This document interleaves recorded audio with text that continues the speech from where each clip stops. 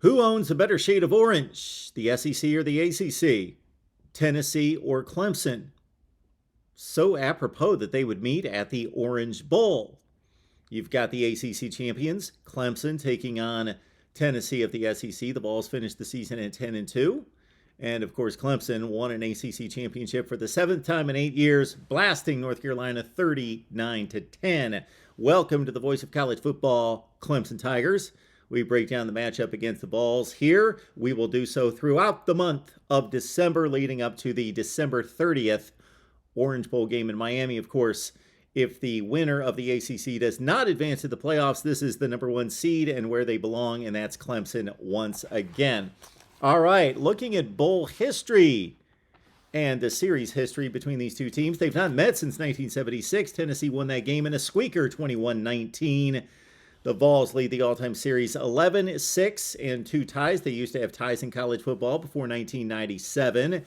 In the Orange Bowl, Tennessee last played in Miami in 1997. You may remember this game when they got blasted by Nebraska. Peyton Manning and company, 42-17. Now, that's back when Scott Frost actually won football games for Nebraska and Tom Osborne, the legendary coach, en route to a national championship. Speaking of national championships, of course, Clemson fans, the best and the biggest and the brightest and the most important of the Orange Bowl trips coming in 1981, actually January of 82, for the national championship as Clemson defeated Nebraska to win the national championship, the first for the school.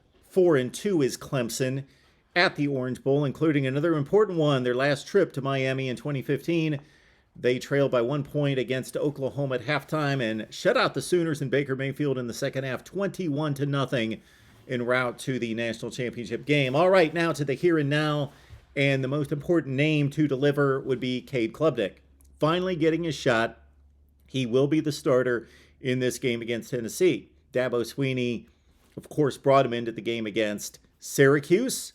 And even though he didn't have much to do with the comeback, the Clemson Tigers did come back for the victory after being down by 11 in the second half against Syracuse. And then DJ put back in as the starter and had a miserable game, as did the entire team in South Bend. And Cade Klubnik got his shot, backed up in his own end zone and threw the interception that was costly. And so Cade Klubnik finally gets a decent shot at pulling out a meaningful game. And after DJ played 2 series and went 2 for 5 for 10 yards, Dabo said, that's finally enough. Klubnik comes in, spins it 24 times, 20 completions, 279 and 2 touchdowns. Nice work by Cade Klubnik, and he, of course, is the better runner. DJ Uiagalelei is a physical runner. Cade Klubnik is just flat out fast. So Clemson looks good in scoring 39 points, and they win this one. Tennessee defensively, of course, not a strong crew at 85th in the nation. We saw them get completely torched by Alabama, of course, but also South Carolina late in the season, 63 points. They gave up touchdowns on every possession of the game in getting trashed by Spencer Rattler and company, but Clemson knows what that's like. Spencer Rattler had a huge game against the Clemson defense. But back to the matchup between the Clemson offense and the Tennessee defense. The Tennessee defense, despite giving up yards and points at a regular pace, strong and stout against the run. 13th in the nation in yards per carry against. Will Shipley had a tough time against the North Carolina defense. 7 carries for 18 yards. Phil Maffa, of course, will get his carries as well. Cole Turner had 1 reception this season and finally turned into a factor in the ACC championship game. 3 receptions for 110 yards. We will see if he's an integral part of the offense at the Orange Bowl. 13 different receivers caught passes from Cade Klubnik against North Carolina. Of course, Antonio Williams has been the most important and the most reliable threat now that Bo Collins is no longer available because of injury, and Antonio Williams 3 catches in the ACC championship game for 40 yards.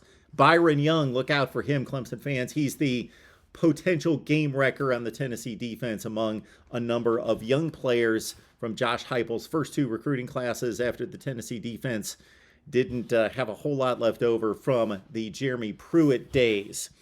On to The Clemson defense against the Tennessee offense, and certainly it's not the same Tennessee offense with Joe Milton, Michigan transfer, in place of Hendon Hooker, Heisman contender, who was knocked out of the game against South Carolina. One of the reasons why Tennessee was dropped in the college football playoff rankings. Hendon Hooker is one of the best quarterbacks in college football. Joe Milton is not. 11 of 21 against Vandy, although the Vols were impressive in a bounce-back fashion against Vandy, a team that beat South Carolina or beat Florida and Kentucky back-to-back. 56-zip for the Vols. Consider this for the Clemson defense. They've been torched at times. We mentioned the Spencer Rattler game. They also had breakdowns in the secondary, of course, but also special teams of that game. And Sam Hartman earlier this season for Wake Forest, 45 points in a double overtime Clemson win, 51-45. Drake May, one of the best quarterbacks in college football, dual threat, scored an opening possession touchdown and then 10 consecutive dry possessions despite the one field goal, but 10 consecutive possessions without a touchdown to close out the game. So Clemson came strong in the ACC championship game. Jalen Wyatt, arguably the best wide receiver in college football. Tennessee, 67 catches, 15 touchdowns, may opt out of this game. We have yet to hear. We also, of course, have Cedric Tillman, who was injured and compromised early in the season, but has come on strong for Tennessee. And, of course, they also have Brew McCoy, the one-time USC transfer, who has finally found a home in Knoxville after transferring all over the place early in his career. He's a deep threat and a talented five-star wide receiver. Clemson is 14th in rushing defense. They are 10th in yards per carry, and they face a strong Tennessee rushing attack. So Tennessee's thought of as a pass-happy up-tempo team. Yeah, they're an up-tempo team that loves to run it, and they've got a strong, solid, and a power running attack with Jabari Small and Jalen Wright. So look out for them. It's going to be quite the matchup up front, although Clemson may not be bringing their best. We could have possible NFL draft opt-outs by Brian Bresee, possibly Miles Murphy, and Trenton Simpson up front for Clemson. Tennessee offensive coordinator Alex Golesh has taken the South Florida job. He will not be coaching and calling plays for Tennessee in this bowl game, but Josh Heupel's pretty good at that, no doubt about that. It's on December 30th, and Clemson's a 4-point favorite over Tennessee. Tigers look to get a 12th win. Tennessee looks to finish 11-2. Both teams looking for a top 10 finish in the final rankings. Should be a good one, interesting one, even though we've got no Hendon Hooker. Possible opt-outs for Clemson, even though they had no opt-outs for a much lesser bowl game last year, the Cheez-It Bowl against Iowa State. We shall see the decisions by Bresee and Murphy and Simpson and others, and really for both teams in this matchup. Leave your comments below right here at the Voice of College Football. Keep in mind that the guys will be here for all sorts of Clemson content, including live streams leading up to this game, right here on the Voice of College Football, Clemson.